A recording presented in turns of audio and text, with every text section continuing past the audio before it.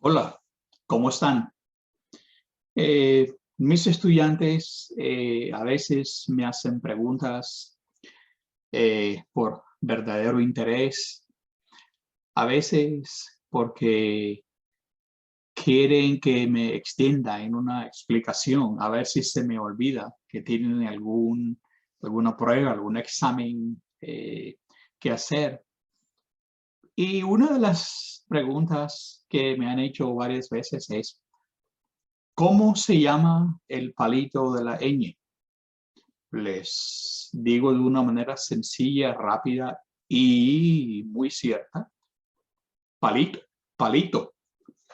Y es que el palito de la ñ en realidad se llama palito. Esa respuesta no les satisface a menudo. Entonces tengo que explicar un poquitico más. Eh, El palito de la ñ tiene un nombre más oficial, rimbombante, virgulilla. Pero en realidad, la palabra virgulilla es el diminutivo de la palabra del latín virga. Estoy pronunciando como el latín clásico virga, ¿no? Virga. Y significa eso, rama, palo. El diminutivo, entonces, virgulilla, es ramita, palito. De esa misma palabra del latín, virga, tenemos la palabra para el órgano reproductor masculino, pene. También tenemos palabras como verja, vergel. Y por supuesto, una verja es el grupo, el conjunto de palos, no son ramitas, son palos, para delimitar un patio. Vergel, el sitio donde hay muchas plantas, muchas ramitas. Sí, es cierto que a veces las palabras no vienen directamente a una lengua por su lengua, vamos a decir, de derivación, sino que a veces lo hacen de una manera un poco indirecta. Sí, virgulilla entró al castellano por el francés, pero no importa. De todas maneras, entró al francés por el latín. Y por eso la misma palabra existe en otras lenguas. En francés, virgule, que significa realmente coma, vírgula en italiano, que significa también lo mismo, coma. Ahora bien, también me han preguntado por la palabra tilde y me he dicho la tilde de la ñ. La verdad es que hay muchas personas, hay muchos lingüistas que utilizan la palabra tilde en su significado, vamos a decirlo, originario, en el que se la concibe como cualquier marca diacrítica que modifica la pronunciación y no solamente de una vocal, sino también de una consonante. Se dice en inglés tilde, se dice en alemán das Tilde, y entonces, pues por extensión, la tilde de la ñ. Yo prefiero en mis clases utilizar, y entiendo que la mayoría de los profesores de castellano o que usan el castellano como lengua de la enseñanza, prefieren utilizar la palabra tilde refiriéndose solamente a los acentos escritos, lo que llamamos nosotros también acento ortográfico. Es decir, solamente colocamos tildes en las vocales, no en las consonantes. Y el acento tónico o acento prosódico sería aquel acento que se le coloca, entiendo yo, que a todas las palabras, a todas las palabras de las lenguas orales del mundo, un énfasis, un mayor esfuerzo de la voz. A veces creo yo que acompañado con un poco más de volumen de la voz, muy parecido a lo que llamamos acentos en música, y que por supuesto no van acompañados de tilde, de acento ortográfico. Pues bien, el palito de la ñ creo que está bien. Es una manera muy sencilla de llamarlo. Si queremos una cosa más técnica, virgulilla. Y si queremos utilizar el término extendido, yo no lo prefiero, tilde, para indicar también el signo que se le coloca a la consonante o a la vocal para modificar su pronunciación. Pero ¿de dónde proviene esa ñ? Tienen el grafema, la letra ñ, otras lenguas. Pero es más fácil explicar eso si otras lenguas lo tienen. Algunas lenguas precolombinas, y no son las únicas, no tenían un sistema de escritura. Cuando los colonizadores españoles llegaron a América, trataron de escribir fonéticamente esas lenguas precolombinas, usando, por supuesto, el único alfabeto que conocían, el alfabeto latino, donde ya en ese periodo, en esa época existía un grafema para la ñ. Entonces, se utiliza en lenguas transcritas fonológicamente mediante el alfabeto latino, como el quechua, el aymara, el guaraní. Entonces, esas otras lenguas, además de algunas otras lenguas romances, también utilizan el grafema, la letra ñ. ¿Cuál es su origen? La verdad es que tenemos que irnos al latín primero que todo.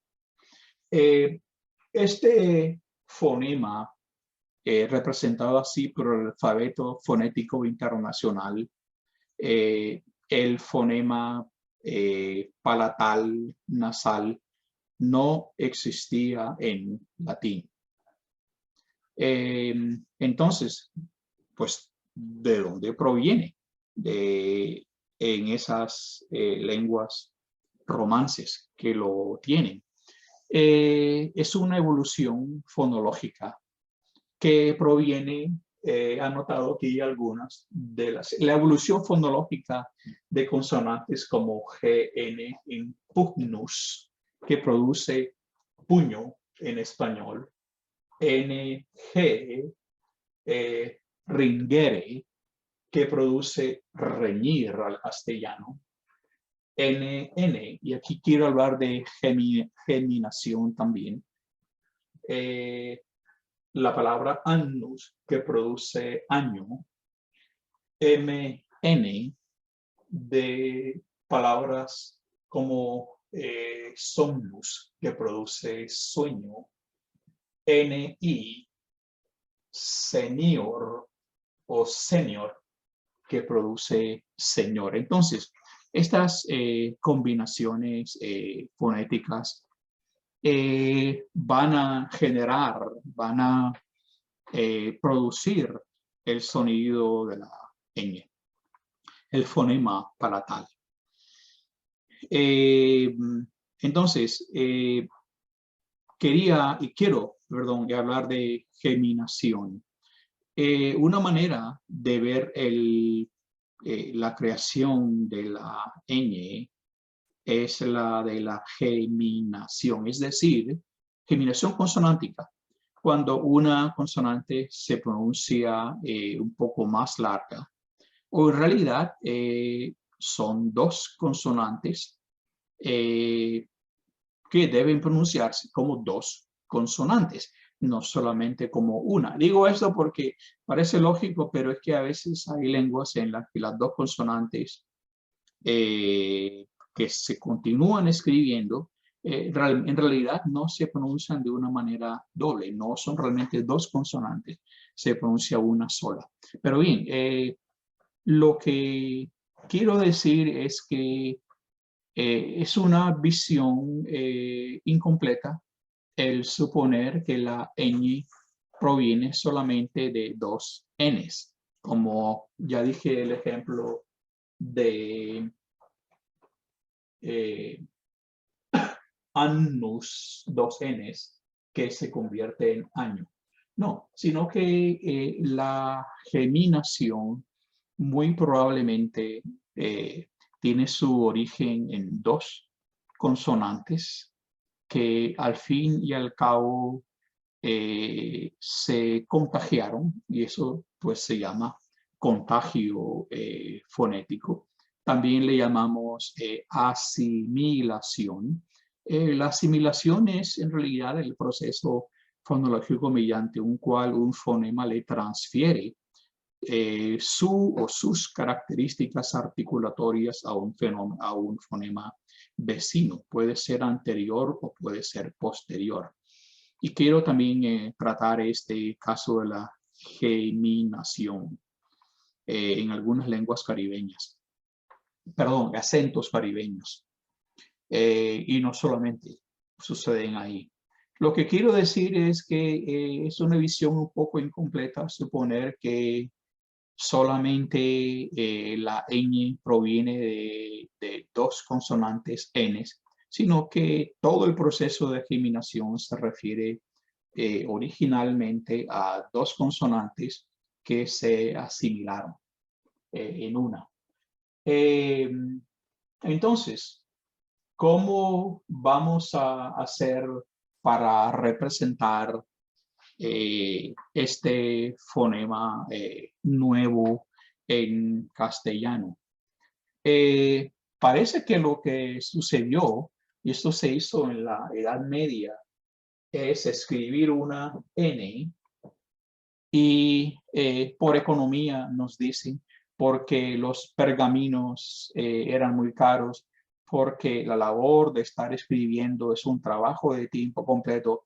En síntesis, por economía, los monjes de la Edad Media decidieron escribir otra N encima de la N. Es decir, esta ramita, esta virgulilla, parece que inicialmente era sencillamente una N pequeñita. Entonces, esa N pequeñita terminó llamándose el palito, la ramita de la N. Entonces, esto vale por dos Ns. Entonces, no vamos a escribir no, escribimos año con el palito de la N encima. Empiezan a aparecer en algunos textos, empieza a aparecer el grafema de la ñ. No recuerdo bien el año en que empieza a aparecer este grafema, pero la verdad es que aparece oficialmente, no dije aparece en realidad, sino solo oficialmente en el diccionario de la Real Academia de la Lengua Española en 1803. Es decir, antes se escribía, la persona lo escribía, pero ahora empieza a hacerse de una manera oficial. En la historia de la ñ, el primero que por convención decide que se escriba de una manera ese fonema, ¿no? De varias maneras, varias consonantes, es el rey don Alfonso X el Sabio. Y esto sabemos que es en el siglo XIII. Es importante resaltar la labor lingüística, no solo lingüística es la labor que desarrolla, sino en este caso, tratar de, por convención, establecer un acuerdo, lo que llamamos también normas, para una sistematización de la ortografía. Y esta es la labor que se hace en el siglo XIII y que la fomenta, la paga, la organiza el rey Don Alfonso X el Sabio en ese siglo XIII.